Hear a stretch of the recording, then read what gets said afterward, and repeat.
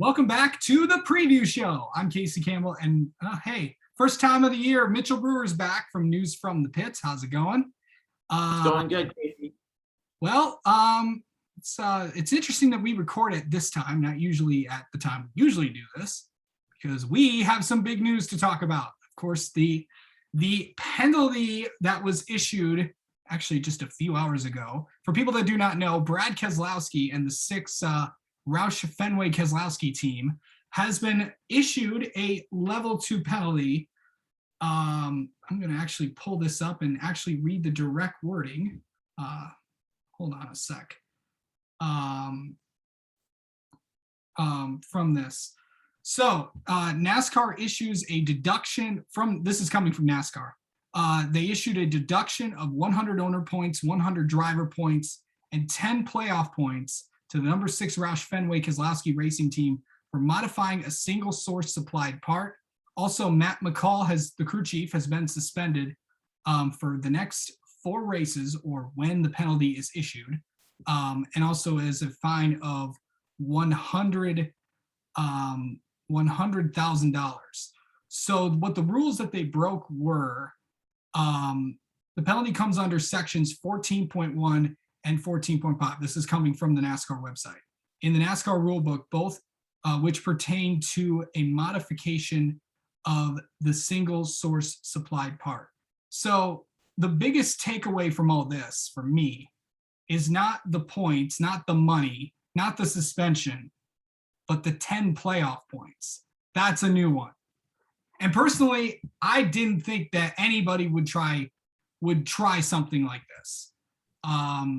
I didn't think anybody would get an L2 or L3 penalty because NASCAR made it perfectly clear. If you mess with this car, we're going to come down on you. And lo enough, somebody did. I mean, I get where you're coming from, but it also doesn't surprise me just because I feel like, especially with a team like Brad Keselowski and RFK Racing, where it's like they kind of have to play in that gray area a little bit to try and find every advantage that they possibly can, because it's been very obvious that they are a little bit behind everybody else right now. And it doesn't surprise me that they're playing in that gray area, but it also is like kind of refreshing to see NASCAR just, no, you can't do that. And hey, we're actually going to drop the hammer on you. You're not going to get a warning. And for NASCAR to step up like this is just, it's kind of like crazy. It really changes the landscape of how all this is, because now it's not like even a 50-point penalty. It's tough. That sucks, but it's manageable. A 100-point penalty is essentially a 2-race suspension, essentially. Like, that's a lot of points given up. You mentioned the 10 playoff points. That's huge too, because they had playoff points from winning that dual race back at Daytona. That's gone. $100,000 fine. Who am I to say what money is to these teams? But still, $100,000. That ain't just chump change. That's a lot of money as well. It's crazy. This is one of the biggest penalties that we've seen in a long time in NASCAR. Probably the biggest penalty that I can remember from being just watching the sport for so long. And I think it's just because of with this car and stuff. Now, we had a discussion in our group chat before we came on and recorded about this, and I was kind of hell bent. I was actually listening to the Morning Drive with Pete Pistone and Mike Bagley on Sirius XM NASCAR Radio. They were talking about this, and I'm at the point, and I think Pete said it pretty clear. This is, I don't see this team recovering from this. Can he go out and win a race? Can he go win Talladega? Yeah, he can go win anywhere because he's Brad Keselowski. He's that good. But right now, and how we've seen the 16 performance so far this season, I just don't think it's going to happen. But can he win? Yes. I just don't think so right now. 100%. I completely get where you're coming from. Yeah. The good news for RFK Racing is that it is Brad Keselowski. If you send him to Daytona or Talladega or now even Atlanta and say, hey, you have to go and win this race, there's not a lot of drivers that I could say could do that, but Brad Keselowski is definitely in that small majority that could go out and do it under the intense pressure that he's going to be under. The problem is like, that's 3 races. If he doesn't win those 3 races, does he realistically have a shot anywhere else? And the problem is he really hasn't. We talk about parity. We talk about how all these different teams are running up front. We haven't seen RFK racing since Daytona, essentially. I think Chris Buescher had a top 10 run. Chris Buescher's been up there. He's been up there, but it's not like he's been leading laps or anything like that. And Brad's been even further behind. And it's just like, if they have to rely on 3 races that they absolutely positively must win, it puts you in a ballpark. I don't want to call them dead, because I don't think anybody at this point in time is completely dead, but it's a very, very tall task to ask, and they're going to need a lot of things to go their way. And right now, they even got to get back into the top 30, which they got a significant hole there too. I'm sure they will, but it's not an easy task for Brad Keselowski. Well, technically, they still have the points right now. As you know, for people that may not know, when penalties are issued, they're not fully issued yet. They have to go through the appeal process. If the team decides to appeal, RFK hasn't said as of time of recording that they are going to appeal. But once the final decision has been made, if RFK appeals and loses, or if RFK just goes out and accepts the penalty, that's when the penalty when the penalty goes into effect. Right now, Matt McCall can still go to the racetrack this weekend. Brad still technically has his points, still 16th of the standings. When the penalty points are issued, like when they become official and affected, that's when the penalty begins. So technically, nothing's really happened yet until the appeal process has happened, and that has not happened yet. So just kind of more context for people that might not know. I think you make a good point there, where you said Brad Keselowski, he's currently 16th in the standings. And this is a big problem with the 100-point penalty, is like Brad Keselowski, before all this, he was a guy that could maybe sneak into that 16th spot. We've seen it the past couple of years where it's kind of an under the radar driver that kind of sneaks in by points. You get a 100-point penalty. That's pretty huge. You got to have some pretty big races just to make up that alone. And I think now, definitely, I think pointing his way in, that's completely out of the question. And that was like, I think that was a big thing that could have led Brad Keselowski into the playoffs. That's out of the equation now, and that's huge. Yeah. I believe since, I think 2011, Brad has won every single year that he's been in the Cup Series. Mm-hmm. So obviously not questioning Brad can win, but remember, all those years that he won were with Team Penske. Obviously, he's with a new organization now.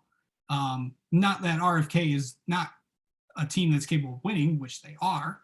And Brad is certainly capable of winning. Obviously, he is a Cup champion, so he can win. But as I told you before, I just don't think it's going to – this is a tough thing to climb from. So he'll be 35th in point behind all the cars that have run full time, and even the ones that have missed races, like David Reagan, Garrett Smithley, those guys. But it's I mean, I think he's third. I think Jonathan Fiel pointed this out. I think he's 34 points behind 30th. So he can. I think he'll get to the 30th points position. I just don't think he has. I just don't see that team winning a race. That's just me. Mm-hmm. Can he go win a race? Yes. I just don't see it happening. Mm-hmm.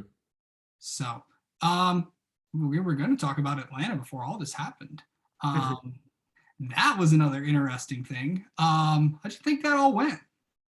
I mean, I thought it was a good race. I can see the point of negative contention on Twitter, and I brought this up with you with like the Jeff Gluck poll. It was like 69, 68, somewhere in that range for the poll. And like he made a good point where it was, I think people are more nervous about, is this going to be an every mile and a half thing, or more so than if the Atlanta race itself was a good race. I think the Atlanta race was perfectly fine, albeit maybe 100, maybe 200 miles too long.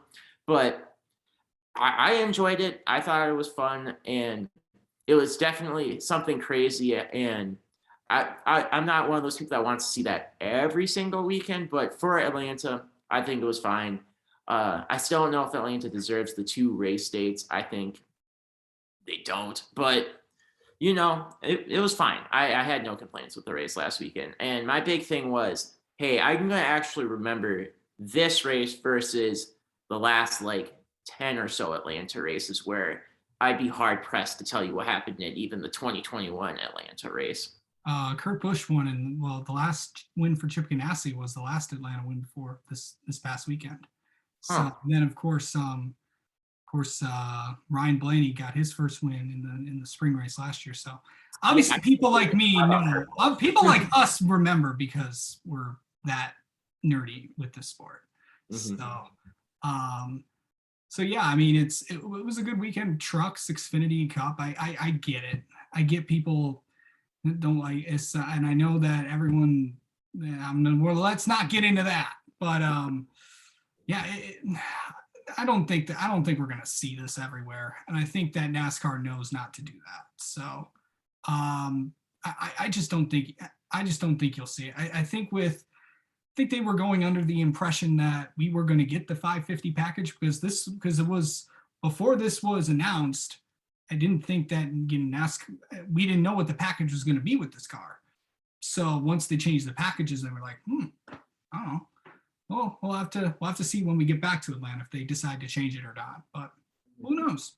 We'll have to I think see. the only other place that they could do something is obviously the big elephant in the room, and that's Texas. But like, I think people need to relax about the Texas speculation because they haven't even said they're doing anything to their track, let alone, oh, okay, they're going to turn it into Atlanta or they're going to turn it into a short track. Like, I think people need to relax a little bit on that just because, like, they haven't made any plans about Texas. Like, I think people need to relax a little bit, and NASCAR hasn't hinted or said, hey, we're bringing this everywhere. So until NASCAR says, hey, we're even thinking about bringing this everywhere, I think people kind of need to ease down a little bit on that narrative. And here's the other thing too.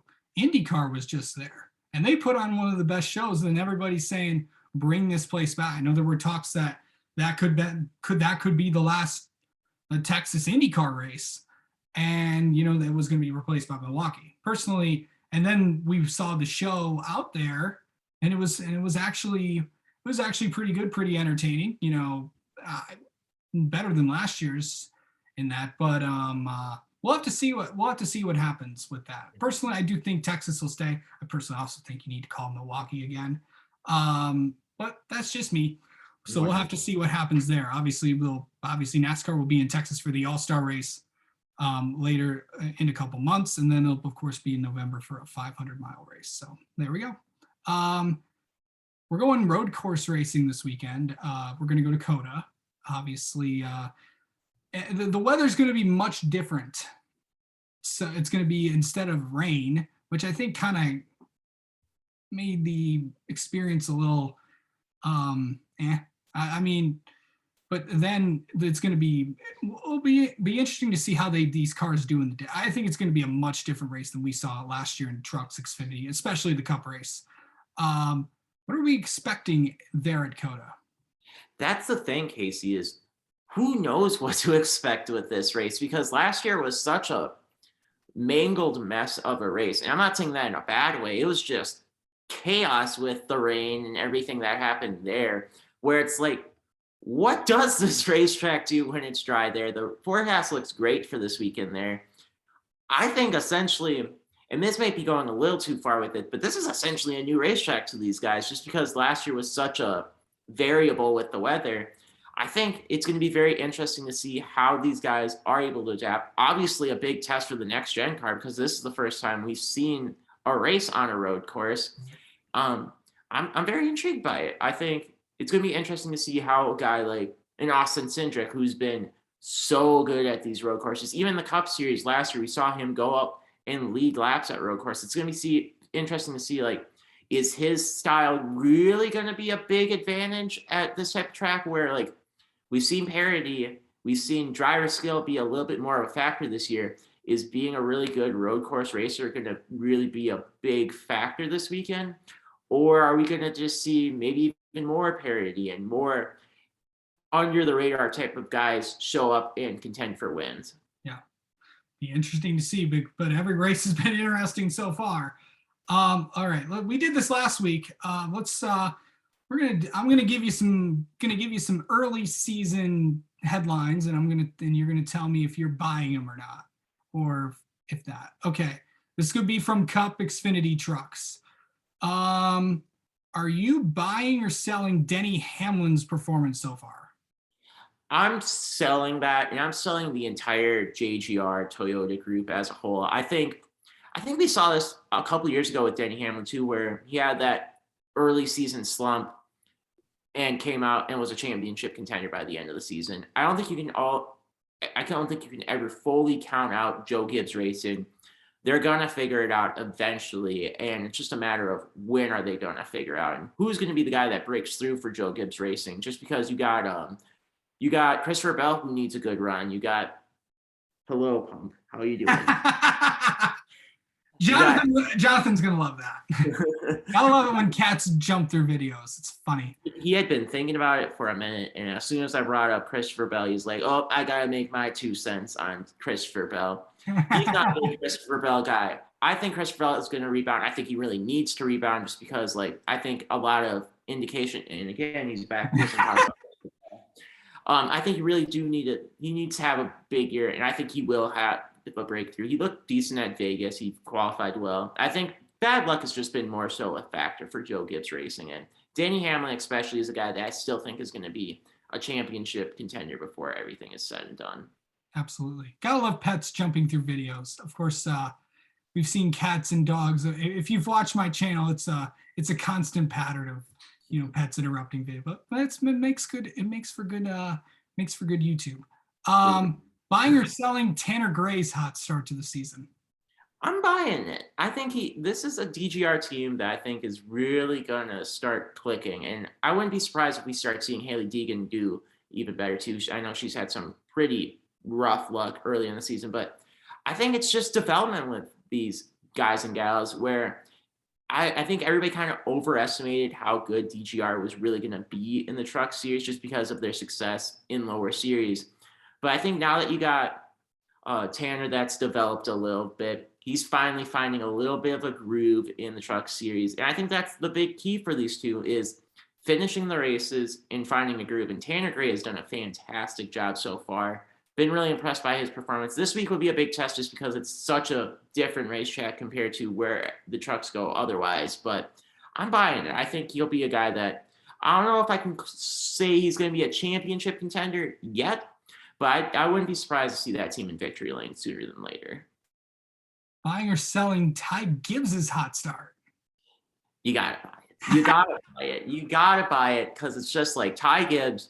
You've said it all along. You got to stick with Ty Gibbs, and he has just been so good at everything he does. And it's just tough to say, hey, you can't sell that because he's that good. And you can say, oh, it's the equipment. No, it's Ty Gibbs. Watch that restart at Atlanta. That's all Ty Gibbs driving through the field and just putting on a masterclass, honestly. Like he's just fantastic to watch right now. And the Xfinity series is Ty Gibbs' world right now. We're just living in it because he's going to be the guy to beat all season long, 100%. You're using my one-liners because I've said both of them over the course of the time that I've known you. So also, we also had Chris Gale on yesterday, Ty Gibbs' crew chief, and basically going into this weekend. So when Kyle ran, this is the team that won at COTA. But Ty did all the simulation of the 54 team because obviously Kyle Busch has one of the busiest schedules ever with all the stuff that he does. So Ty did all the sim work and all that. It was, and basically, and he's been at COTA before. Of course, he was there in Trans Am and all that, which does help. But and then of course he won 2 races himself. So yeah, It's good. We're not making picks yet because I have one more. And just but one more thing to add on to Ty Gibbs. I think the most surprising thing about him so far this season is he hasn't been really dominating races like we sort of Right. expected. He's been more of that Alex Bowman-esque approach where when 5 laps to go, here's Ty Gibbs. Where did he come from? What he's leading, what he just won the race. He's falling off the race car, jumping off of it. Like it's been kind of that. I think that's the biggest surprise. And I think I would be more surprised if it continues to be like this, where he only leads a lap or two in each of his wins. I think he's going to start dominating, and it could very well be this weekend that he dominates as well. Someone must have watched my Chris Gale interview yesterday because he said that they have not had their dominant race yet. And that's what he was telling me. It's, you just got to be in the right place at the right time. I mean, you got to be good, but you got to be lucky at the same time too. So 100%. that's how this sport works. And luckily enough that it's based on that. We know that he's going to be the favorite every time we go out on the track every week. So that's good. It's going to be interesting because now he's running the whole season. So that's going to be something. They're going to have a struggle point at some point this season. Everybody does, where you just can't figure something out. But the good teams always figure that out, and I believe that 54 was gonna be up there, and it's gonna count when it matters most. So I'm in there. And then the last question I have, it's not buy or sell, but most impressive Hendrick driver so far. That's tough because they've all been fairly. It's not Chase Elliott, and I'm not saying that just to throw. I mean, he's leading the point standings though.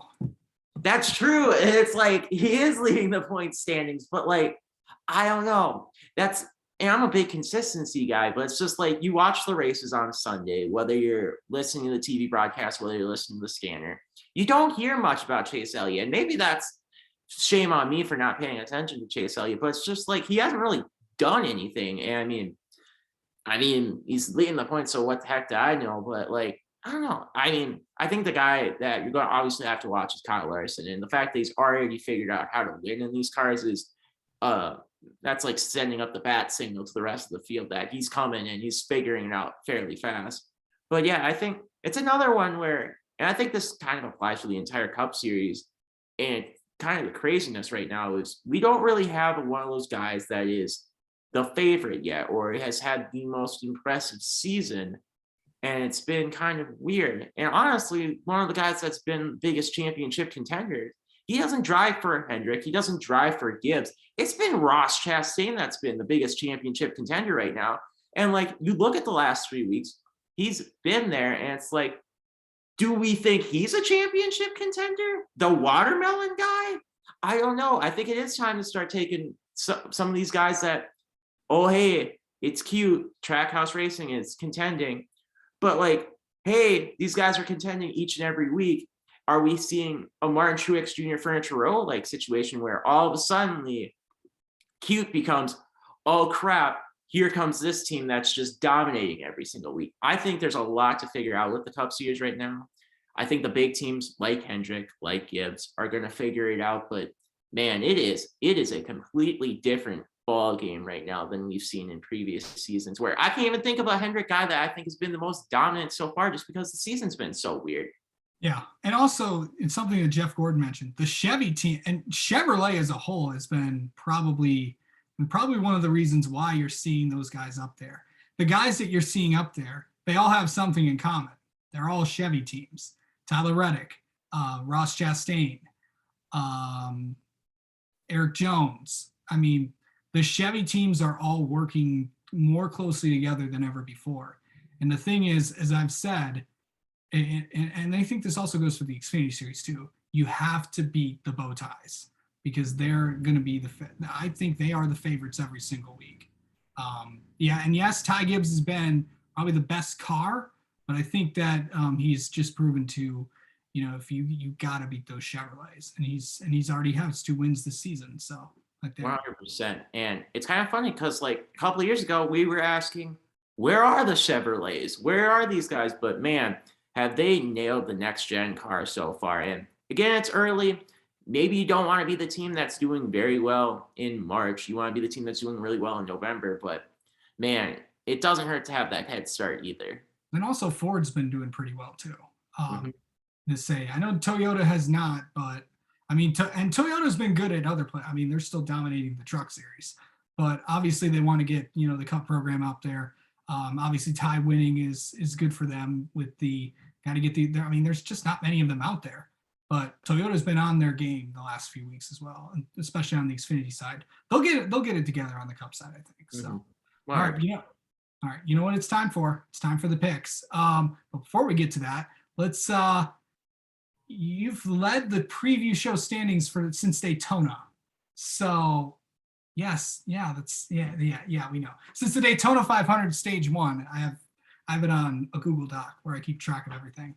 So yeah, I think you got like a 40-point lead. I believe Marty or Nathan's in second. So I'm still lagging behind, but I don't know if me winning would be a very good thing for that. So it's good that you're up there and not me up there. But I don't know. If I win, then I don't know what I'm gonna do. Then you all call it rigged or something. But I mean, Stewart won the SRX championship last year, so I mean, it's not impossible. but no one. I mean, the SRX champion's not. True. I mean, it's. I mean, I just look at the races. I didn't even know there was a points championship. I didn't think about that. But yeah.